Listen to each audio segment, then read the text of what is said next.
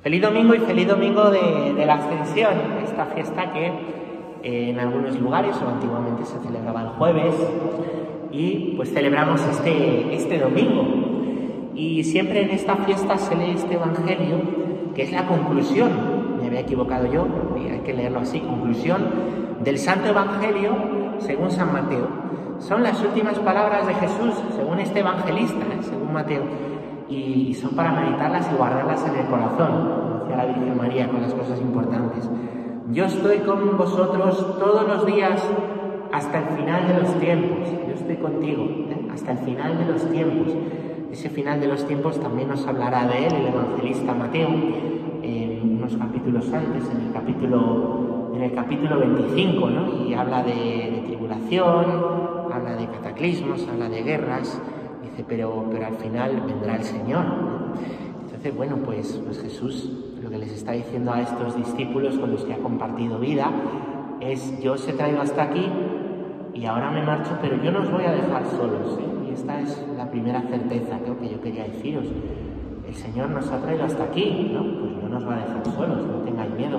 Podemos tener dificultades grandes en la vida, se nos pueden complicar las cosas, podemos tener cruz, podemos sufrir la enfermedad, la pérdida de quien queremos, dificultades una y otra vez, ¿no?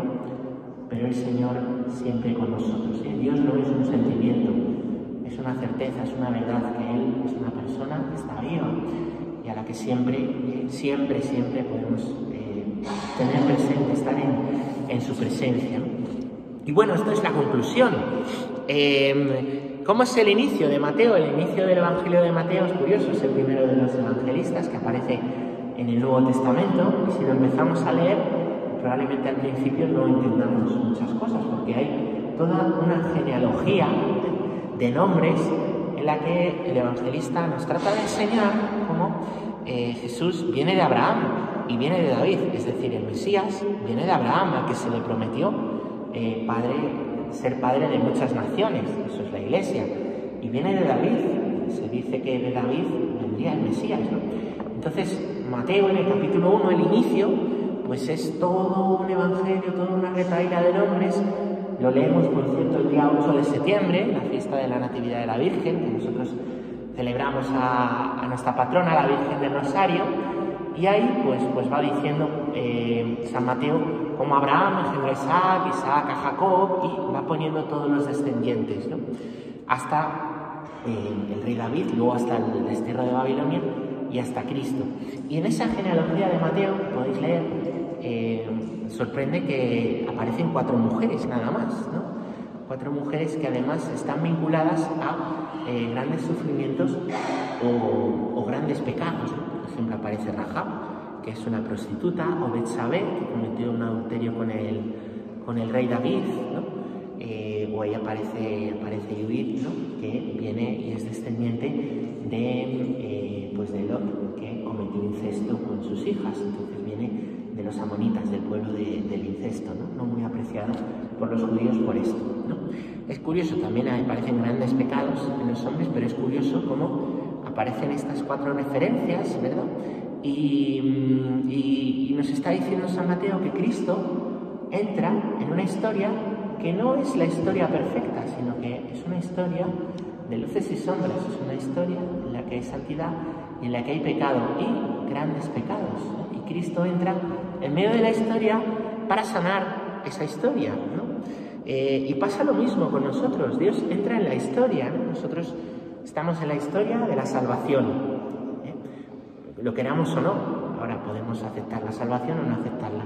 Y en esa historia de la salvación y en esa historia de tu vida también hay grandes sufrimientos y también habrá pecados, ¿no? Y Cristo entra en tu vida con tus sufrimientos y con tus pecados. Cristo no entra en una historia de perfectos, porque si no, ninguno de nosotros podríamos seguir al Señor si esto solamente pudiésemos ser perfectos, ¿no? Cristo entra en la historia en la que hay pecado, en la que hay sufrimiento, en la que hay heridas, para perdonar los pecados, para sanar las heridas y para dar sentido a los sufrimientos, que aunque los sufrimientos nos duelen, son también, y Cristo nos ha transformado, paradójicamente, en una escuela, la escuela de la cruz, que nos enseña a ir al cielo. Por eso dice el Señor, yo estoy con vosotros todos los días, conozco vuestra historia pasada, sufrimientos, pecados, ¿no? Pero yo he entrado pese a todo y no me voy a ir de esa historia, que un día empezó el Señor con Abraham, continuó con David, tuvo su culmen en Jesucristo y nosotros vivimos como discípulos suyos en la Iglesia. La historia de la Iglesia es la historia de los santos, ¿no? Y tantos santos de los que aprender y a los que estamos nosotros pues llamados, ¿no? Y los grandes santos son grandes santos porque se les ha perdonado mucho, porque se saben grandes pecadores, ¿no? La conversión no es decir, bueno, creo en Dios aunque tengo pecados. La conversión es, creo en Dios y yo voy a plantar batalla espiritual a esos pecados, pero con la gracia de Él, porque yo no puedo solo. Y yo comienzo mi vida con Él y comienzo mi conversión con Él desde donde estoy, ¿no? Desde donde estoy, para el perdón de mis pecados y la sanación de mis heridas, ¿no? Y tenemos iglesia por este evangelio de aquí, porque dice la conclusión del evangelio de San Mateo que el Señor le dijo a los discípulos y a los apóstoles, id y haced discípulos a todos los pueblos, bautizándolos en el nombre del Padre y del Hijo y del Espíritu Santo. Ser discípulo de Jesús no es simplemente, bueno, seguirle, ¿no?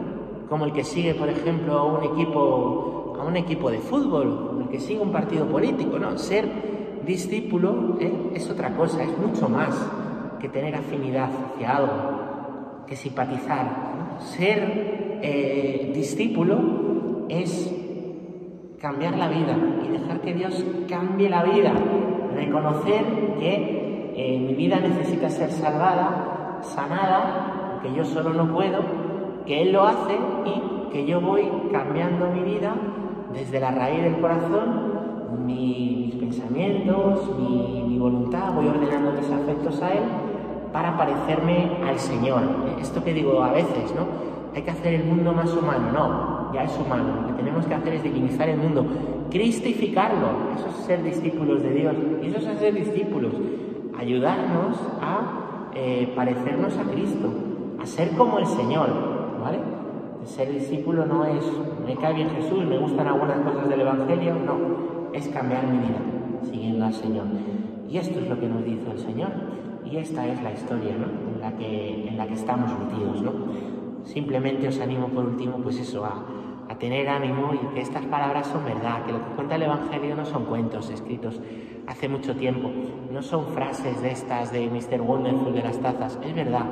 A Dios le importa tu vida y como a Dios le importa tu vida, ha dado la suya, se ha hecho hombre, ha dado su sangre para que tú le sigas y tú cada día con Él, un día y otro día y otro día con Él, en lo bueno y en lo malo, aprender a quererle a Él porque Él te quiere a ti en lo bueno y en lo malo, que es donde más necesitas que Él te quiera, ¿no? Un día y otro día hasta el final de los tiempos y hasta que pues podamos encontrarnos, ¿no? Definitivamente con Él en el cielo. Eso nos dice también la ascensión, nos señala a dónde va la vida del cristiano y qué quiere Dios si tú le dejas obrar, actuar y no le rechazas, ¿no? Que vayas y que vayamos al cielo.